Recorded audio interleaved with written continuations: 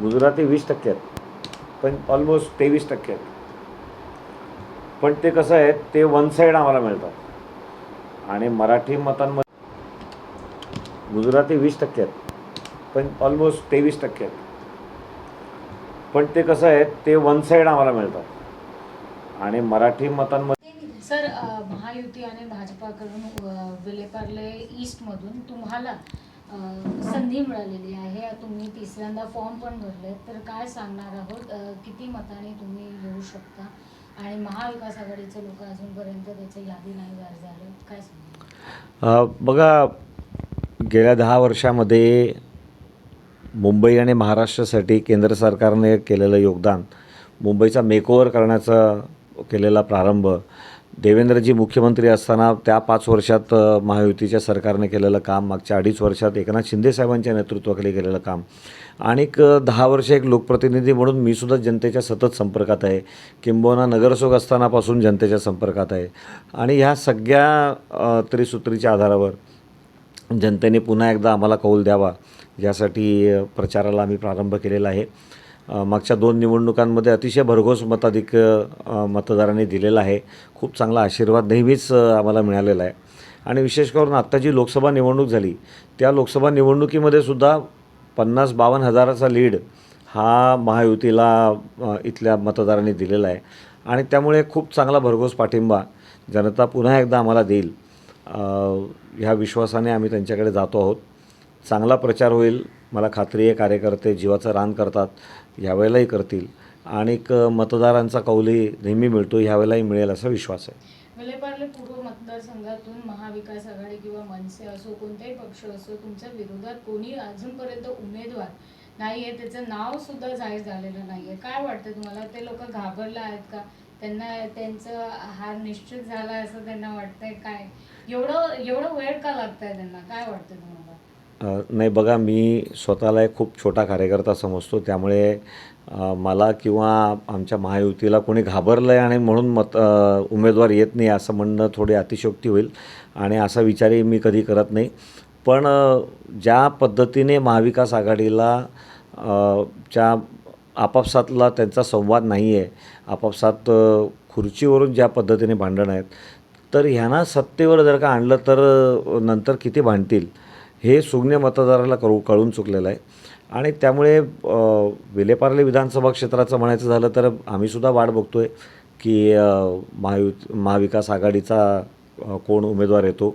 पण मला वाटतं की महाविकास आघाडीच्या कुठल्या घटक पक्षाचा उमेदवार येतो ह्याच्याकडे आम्ही फार त्यानुसार आमचं काही काम अडत नाही आहे.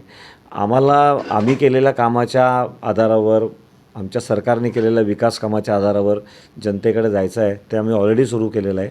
आणि समोर उमेदवार कोणी येवो, महायुतीचा कार्यकर्ता घरोघर जाऊन मतदारांचा कौल मागायला सुरुवात केलेली आहे. तिसऱ्यांदा तुम्हाला संधी मिळालेली आहे, तर विकासाच्या कामावर जर बघितलंस तर कोणत्या असे मुद्दे असणार आहे ज्याच्यावर तुम्ही लक्ष देणार आहोत किंवा काम करणार? बघा, मुंबईसारख्या ठिकाणी एकतर नागरी कामं आणि नागरी विकास ही एक खूप कंटिन्यूस प्रोसेस असते. आणि त्यामुळे अनेक कामं सांगता येतील की जी मागच्या 10 वर्षामध्ये करण्याचा मला योग आला आणि अनेक मोठ्या समस्या सोडवल्या. एकेकाळी पावसाळा सुरू झाला की ब्रेकिंग न्यूजमध्ये मिलन सबवे असायचं. आता ते लोक विसरलेसुद्धा की मिलन सबवेला पाणी साठायचं. असे अनेक आम्ही योजना आणल्या, समस्या दूर केल्या. परंतु ही एक कंटिन्युअस प्रोसेस असते. त्यामुळे नागरी कामं कधीच संपत नाहीत, ती करत राहणं हा एक प्रकार आहेच. पण त्याच्याबरोबरीने काही मोठे समस्या असतात ज्याला धोरणात्मक निर्णय घ्यायला लागतात. आणि मग ते धोरणात्मक निर्णयांसाठी वेळ लागतो. एक मोठा निर्णय केंद्र सरकार आणि राज्य सरकारने मिळून केला, तो विमानतळाच्या जमिनीवरील झोपडपट्टीवासियांच्या पुनर्वसनाचा. मुळात केंद्र सरकारने त्यांच्या जमिनीवर पुनर्वसनासाठी त्यांची जमीन देण्याचं मान्य केलं. त्यासाठी राज्य सरकारने काही योजना बनवावी. त्यानुसार airport specific slum rehabilitation scheme अशी जशी SRA स्कीम आहे, तशी विमानतळाच्या झोपडपट्टीवासियांसाठी एक योजना ही DC रेग्युलेशनमध्ये आलेली आहे. आता MIL जे ऑपरेटर आहेत एअरपोर्टचे, त्यांच्या मागे त्यांचा पाठपुरावा करावा लागेल की आता इमारती, कारण प्रत्यक्षात खरं स्वप्न आमचं फक्त कायदा बनवणं नाही आहे, तर लोकांना घरं मिळणं हे आहे. आणि त्यामुळे जे पक्की घरं लोकांना मिळावीत यासाठीचं आमचं जे स्वप्न आहे त्याचा पाठपुरावा आता करणं हे करायचं आहे. ओके सर, शेवटचा प्रश्न. सरकार वारंवार असं म्हणत आहे की आम्ही कॉन्क्रिटायझेशनचं काम सुरू केलं आहे, रस्त्यावर खड्डे बुजवण्याचं काम सुद्धा केलेलं आहे, सुरुवात सुद्धा झालेलं आहे. पण तरी सुद्धा देखील विरोधक पण असं म्हणत आहेत की दरवर्षी जेव्हा पाऊस पडतात तेव्हा पाणी साचलं जातं, मुंबईची तुबई होऊन जातात. मग ह्यावेळी तुम्ही तुमच्या मतदारसंघातून असं वेगळं काय करणार? बघा, मी तुम्हाला सांगतो की पुढच्या 2 वर्षामध्ये तर माझ्या मतदारसंघातला ऑलमोस्ट 100% रस्ते हे कॉन्क्रिटाईज होणार आहेत. त्याची वर्क ऑर्डर्स ऑलरेडी दिलेली आहेत, पण प्रत्येक कामाला वेळ लागतो, त्यामुळे त्या कॉन्ट्रॅक्टरला ड्युरेशन त्याचं 2 वर्षाचं आहे, म्हणून मी 2 वर्ष म्हणतो आहे. पण ऑलरेडी आम्ही वर्क ऑर्डर्स दिलेल्या आहेत. आणि हे एवढं मोठं काम होतं आहे. माननीय एकनाथ शिंदेसाहेब मुख्यमंत्री झाल्यावर त्यांनी, देवेंद्र फडणवीस साहेबांनी घेतलेला पहिला निर्णयांपैकी हा एक निर्णय आहे की मुंबईचे सगळे रस्ते सिमेंट कॉन्क्रिटाईज व्हावे. आम्ही फक्त म्हणत नाही, आम्ही त्यानुसार टेंडर इन्व्हाइट करून कंत्राटदारांना कंत्राटं दिलीसुद्धा आहेत, वर्क ऑर्डर दिल्यासुद्धा आहेत. आणि आत्ता खरं तर मला हीच भीती ह्या निवडणुकीत वाटते की एवढी रस्त्याची कामं चालू आहेत की लोक म्हणतील अरे खूप गैरसोय होती आहे. पण मुंबईचा खड्डे मुक्त मुंबईला करण्याचं एक परमनंट मुंबईच्या रस्त्यांसाठीचं सोल्युशन हे यातून निघालेलं आहे. आणि 100% तुम्हाला एक लक्षात येईल की एका बाजूने रस्ते सिमेंट कॉन्क्रिटाईज होणार आहेत पुढच्या 2 वर्षात. पुढच्या 2 वर्षामध्ये अख्ख्या मुंबईला कनेक्टिव्हिटी मेट्रोच्या माध्यमातून होणार आहे. म्हणजे एकेकाळी ब्रिटिशांनी रेल्वे बांधली आणि त्याच्यानंतर महायुतीच्या सरकारने मेट्रोचं जाळं विणलं. मुंबईचा कायापालट होण्याच्या दिशेने. सर, आज आपने अर्ज भरा है, फॉर्म भरा है, क्या कहेंगे? आपने विलेपार्ले ईस्ट से क्या कहेंगे? आज विलेपार्ले विधानसभा क्षेत्र से महायुति के उम्मीदवार के नाते मैंने नामांकन भरे हैं। और आपने देखा होगा कि बहुत ही उत्स्फूर्त स्वागत हर जगह महायुति के उम्मीदवार के नाते मेरा हुआ। कार्यकर्ता बहुत बड़ी संख्या में आए थे और इस विस्तार से भारतीय जनता पार्टी, शिवसेना, हमारी महायुति इसके पहले 2 बार जीती है और कई बार सब सारे कॉरपोरेशन के चुनाव, इवन अभी जो लोकसभा का चुनाव हुआ वहाँ पर भी करीब 52,000 का लीड महायुति के कैंडिडेट को रहा है। और इसीलिए एक अच्छे मार्जिन से हम जीतेंगे, इसकी अच्छी तैयारी भी हुई है। और आज के नामांकन भरते समय जो कार्यकर्ताओं का जोश था उसके ऊपर से वो भी स्वाभाविक है। विरोध में अभी तक किसी का नाम अभी तक सामने नहीं आया, महाविकास आघाड़ी हो या कोई और पार्टी की तरफ से, इस पर क्या कहेंगे? क्या अब डरे हुए हैं वो अपना लिस्ट सामने लेकर आने के लिए कि क्या है, क्या कहेंगे? नहीं, मैं ऐसा नहीं कहूँगा महाविकास आघाड़ी डरी हुई है, उनके भी 3 पार्टियां हैं। लेकिन एक बात सही है कि चुनाव के पहले ही अगर आपके पास आपको समय लग रहा है कैंडिडेट्स तय करने को, सीट शेयरिंग तय करने को, तो स्वाभाविकता एक गलत मैसेज जाता है कि ये सरकार में बैठेंगे तो कितने आपस में झगड़ा करेंगे। और इसीलिए हम भी इंतज़ार कर रहे हैं कि कब महाविकास आघाड़ी का कोई निर्णय हो। लेकिन निश्चित रूप में महायुति ने एक स्टेप आगे बढ़ाया है। पहले कैंडिडेट डिक्लेयर हुए हमारे, पहले सीट शेयरिंग हुआ, फिर कैंडिडेट डिक्लेयर हुए, अभी हमने नामांकन भी भर दिए है, प्रचार भी शुरू हो गया है। तो we are ahead in campaign and we will be ahead in the final result also.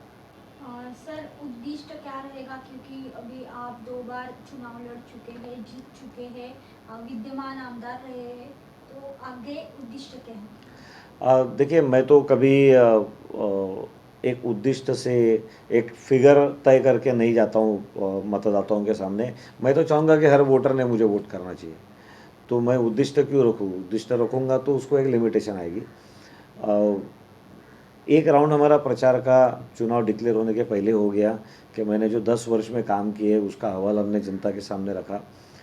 लोग मुझे जानते हैं क्योंकि 2014 में 34,000 के मार्जिन से जिताया था, 2019 में 58,000 के मार्जिन से जिताया था।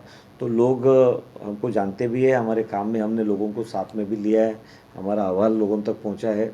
और अब नामांकन भरा है तो हम प्रचार भी उस प्रकार से करेंगे। एक एक वोटर तक मैं पहुंचने का कोशिश करूंगा, एक एक वोटर तक हमारा कार्यकर्ता दो दो बार पहुंचेगा। और हम तो मतदाताओं को जो मैंने काम किया उसके आधार पर वोट मांगेंगे। जो विशेष करके देवेंद्र फडणवीस जी के नेतृत्व में 5 साल काम हुआ, मुंबई का मेकओवर करने का काम उन्होंने किया।